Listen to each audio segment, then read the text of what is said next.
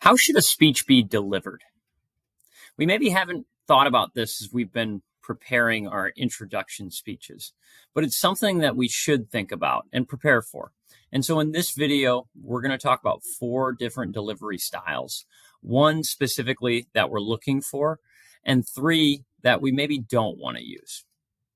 The first is called an impromptu delivery, and we likely know what this is. This is where we get up with very little planned, prepared, or rehearsed and just kind of wing it. And obviously this isn't the delivery style we're looking for this course, given that we're actually planning out our speeches to deliver from a proper format. The second delivery style is called a manuscript delivery. And this also is not what we're looking for this class. This is where we write out our speech word for word, and then we read it out loud to our audience. I don't see this as much of a speech. This is almost just a paper that you wrote and then read out loud to your audience.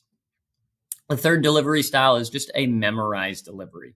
This is where you memorize your speech word for word, and then you recite it out loud to your audience.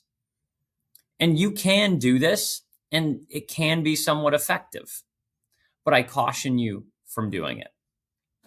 It can backfire pretty hard, and I'll tell you a little story to illustrate how. Imagine for a second that you asked a child who was just learning their ABCs what letter comes after J in the alphabet. What do you think they would do? They would likely go to their ABC song. A, B, C, D, E, F, G, H, I, J, K, K. K comes after J in the alphabet. But imagine for a second, as they were singing their alphabet song, you interrupted them, broke their train of thought. A, B, C, D, E. Wait, hold on a second. Okay, go ahead. What would they probably do? They'd likely start over.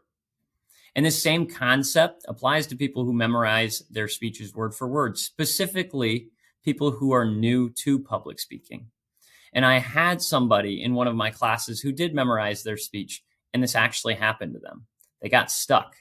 And I don't know if they lost where they were in the speech because of something the audience did, or if they were just more nervous than they thought that they would be. But they actually started their speech over, which made them more nervous, and then they continued to have memory blocks throughout the speech. And they weren't actually able to complete their speech. This obviously isn't what we're looking for.